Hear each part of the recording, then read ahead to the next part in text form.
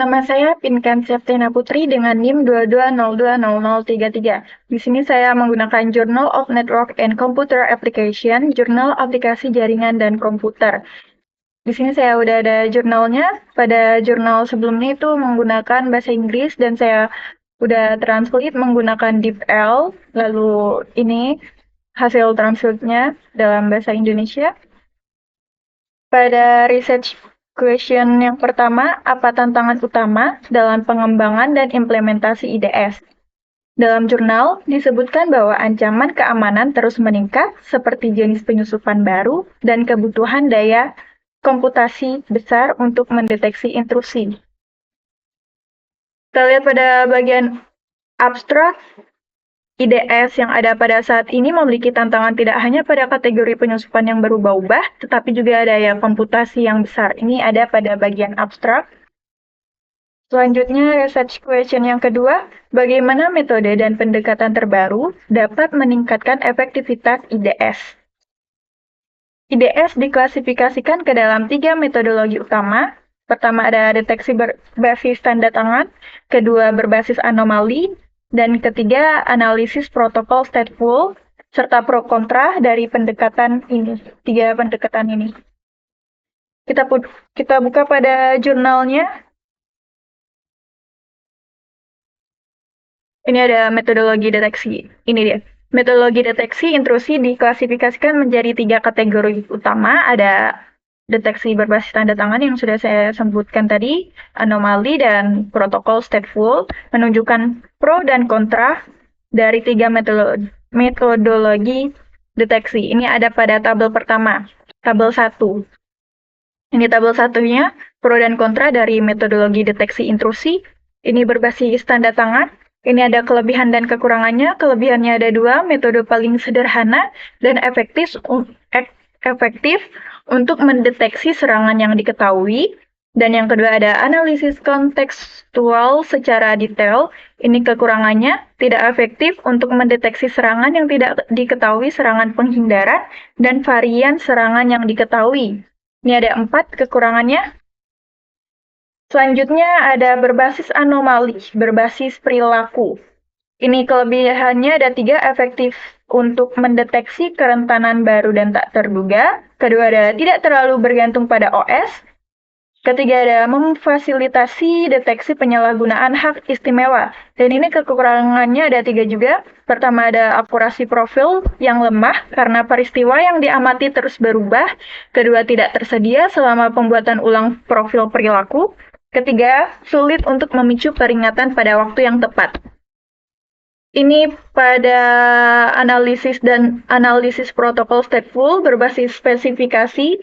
Kelebihannya ada 2, mengetahui dan melacak status protokol. Kedua ada membedakan urutan perintah yang tidak terduga. Dan ini ada kekurangannya pada jurnalnya. Ada 2, memakan sumber daya untuk penelusuran dan pemeriksaan status protokol. Kedua, tidak dapat memeriksa serangan yang terlihat seperti perilaku protokol jinak. Ini kontranya dari 3 metodologi deteksi intrusinya. Selanjutnya pada research question yang ketiga, apa kelebihan dan kekurangan berbagai teknologi IDS? Dibahas perbandingan teknologi seperti HIDS, NIDS, WIDS, dan NBA.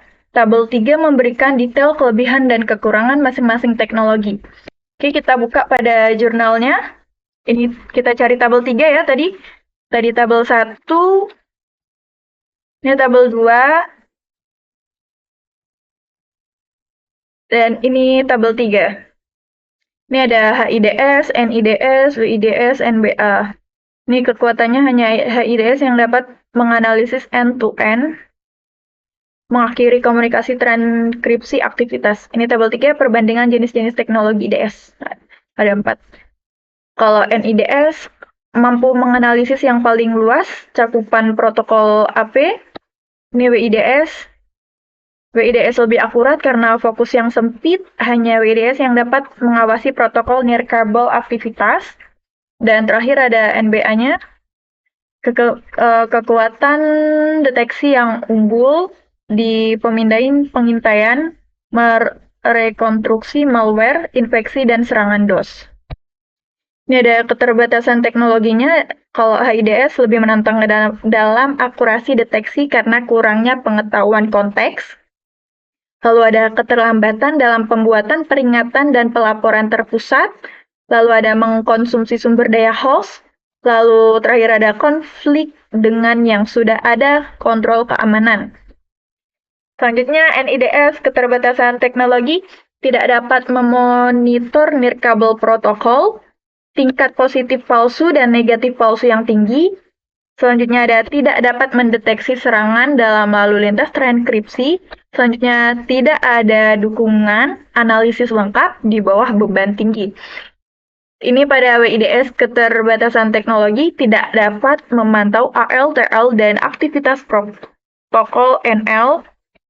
Tidak dapat menghindari teknik penghindaran, dan seterusnya.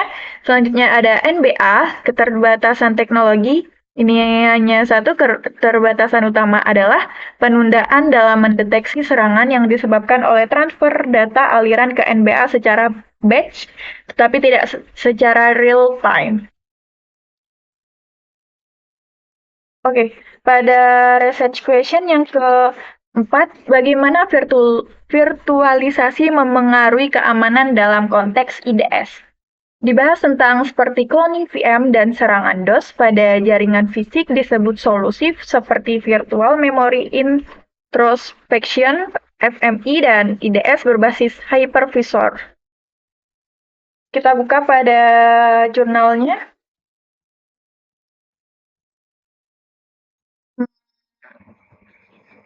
Dicari dulu dengan kata kunci DOS ya. Oh ini. Serangan DOS terhadap jaringan fisik di lingkungan virtual juga akan mempengaruhi semua VM dan yang dikomunikasikan di jaringan virtual.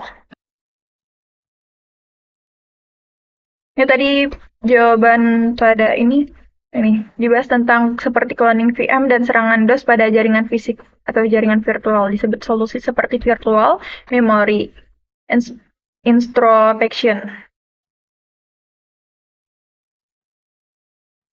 Mana tadi? Cloning dan migrasi VM di antara server fisik dapat menyebarkan kerentanan keamanan dan kerugian manusia secara yang tidak disadari dan cepat. Metode asli dengan menugaskan VM khusus untuk memonitor VM lain yang berbagai hypervisor yang sama.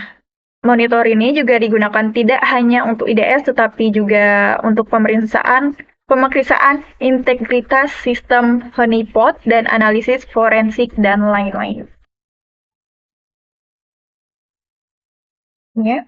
Selanjutnya pada research question yang kelima, apa solusi untuk mengurangi alarm palsu dan alarm gagal dalam IDS?